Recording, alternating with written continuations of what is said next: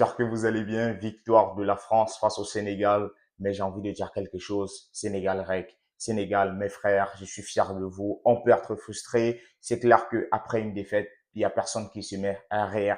Mais je pense qu'il y a des points positifs à tirer de ce match Sénégal-France, notamment la première mi-temps. C'est mieux d'enchaîner tout de suite. On va pas perdre de temps. On va dire le message le plus important, c'est mes frères. Soutenons-nous, soutenons nos frères. Le match était en deux parties. La première partie était incroyable. Les premières 45 minutes, la France n'a pas existé. Ils étaient méconnaissables.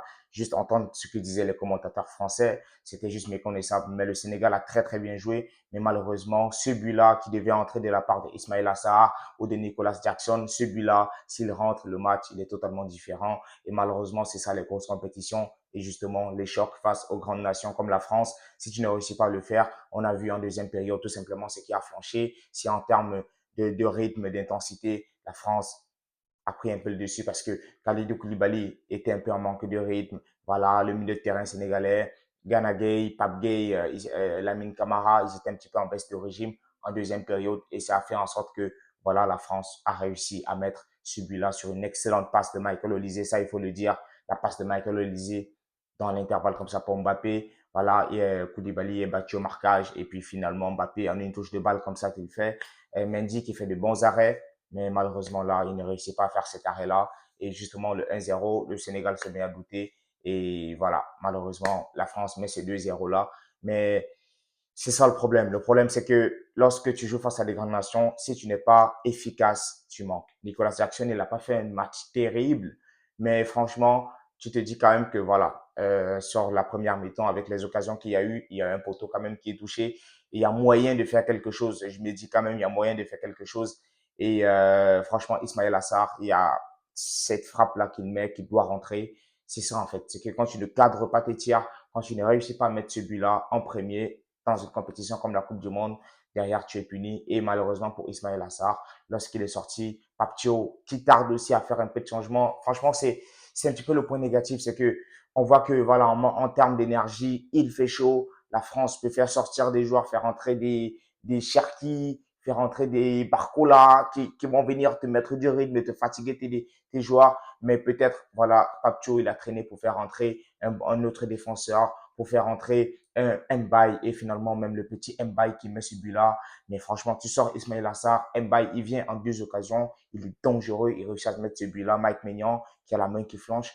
Mais franchement, tu te dis, est-ce que Mbaye n'est pas finalement le sauveur de cette équipe? Est-ce qu'il ne peut pas le faire? Parce que offensivement, Sadio Mané, leader offensif qu'il est, malheureusement, il n'a plus totalement le rythme qu'il avait il y a 3-4 ans.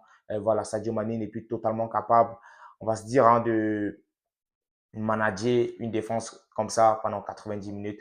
Donc, je me dis peut-être Papcho, les changements ont tardé à arriver. Sinon, au milieu de terrain, la première mi-temps est incroyable. Pape Gay, qui a fait quand même une bonne première mi-temps, mais sur la deuxième mi-temps, il a un peu ralenti le jeu. Gana Gueye, il n'a pas été très présent dans les duels physiquement. Lamine Camara, qui m'a un peu déçu parce que j'attends beaucoup de ce petit-là. À Monaco, quand on le regarde, il est bon, mais avec le Sénégal, il n'est pas totalement en forme. Nicolas Jackson, comme j'ai dit, voilà, il a cette frappe-là qu'il met, il a ce but-là. Franchement, s'il prend une seconde, il attend. Ce but-là n'est pas hors jeu, ça rentre. Franchement, le Sénégal, à la première mi-temps, avec l'efficacité et un petit peu de réussite, ça peut être 2-0 et le match, il n'est pas pareil.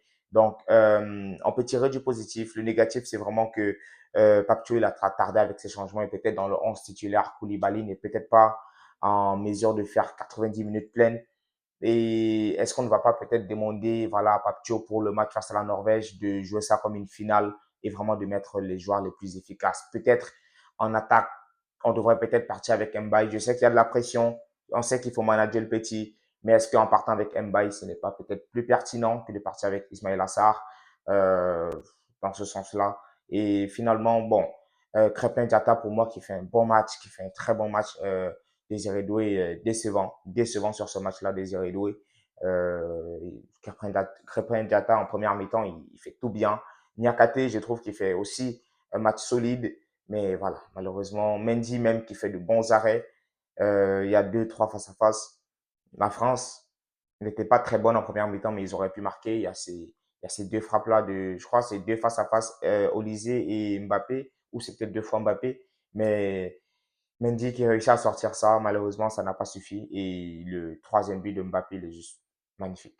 Et récupération de balle comme ça, Olysée qui réussit à échapper un petit peu, Mbappé qui se retourne, boum. En fait, lui, c'est sa compétition, meilleur buteur de l'histoire des Bleus. Et en fait, il a juste puni le Sénégal, en fait. Pourtant, il fait pas un excellent match, mais c'est ça un buteur. Le buteur, le 9, lorsqu'il va mettre son doublé, voilà. Et pour tous ceux qui posent la question, il n'y avait pas pénalty. Sur Mbappé, je pense pas qu'il y avait pénalty. Voilà. Il y a peut-être contact, mais il se laisse un petit peu, il se laisse aller un peu trop facilement. Et bon, honnêtement, les frérots, je ne sais pas trop quoi rajouter sinon de soutenir nos gars, envoyons-leur de l'amour. Voilà, arrêtons un petit peu avec cette animosité, soutenons les champions d'Afrique. Ce serait vraiment dommage qu'ils sortent au premier tour. Ils représentent aussi l'Afrique. On est effectivement là pour soutenir pas mal de pays d'Afrique.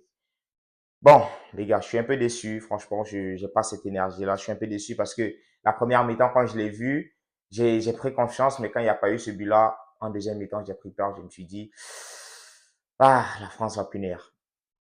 Côté France, Dembélé en Coupe du Monde, c'est toujours aussi, juste en équipe de France, Dembélé, c'est toujours aussi catastrophique. C'est un ballon d'or. C'est vraiment très inquiétant. Peut-être le fait que ce soit aussi le Sénégal. On sait que Dembélé, il est sénégalais d'origine. Peut-être ça l'a aussi un peu bouleversé, mais quand tu vas au lycée, qui fait pas un match excellent, mais franchement, dans la créativité, il trouve cette passe-là pour Mbappé. Et franchement, juste magnifique. Hein. Désiré Doué qui était aussi dans le dur. Le milieu de terrain, Chouameni, Rabiot, première mi-temps, c'était pas bon.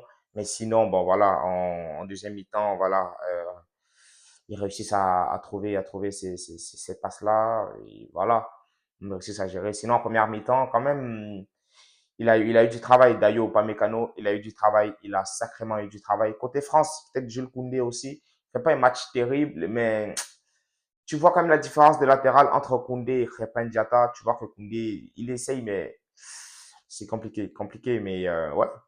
Upamecano, solide. Saliba, solide.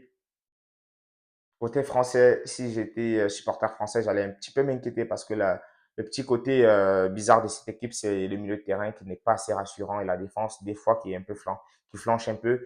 En l'occurrence, Mike Maignan, qui est un peu fébrile. Sinon, à part ça, je trouve que, ouais, la France, on va dire à la fin ils méritent leur victoire. Mais pour moi, supporter du Sénégal, je suis un peu frustré parce que on aurait pu faire mieux. En tout cas, les frérots, laissez-moi savoir qu'est-ce que vous avez pensé et on se retrouve pour un autre débrief.